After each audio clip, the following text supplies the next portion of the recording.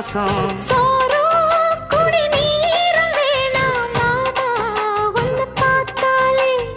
ஆறும் பசியாரும் தானாச மொழி கேட்டாலே ஒன்ன பிரிஞ்சிருக்க தன்னந்தனிச்சிருக்க அம்மம்மாடி அப்பப்பாடி என் மனசு ஒத்துக்காது செந்தூர பாண்டிக்கு ஒரு சோடி கிளி கூ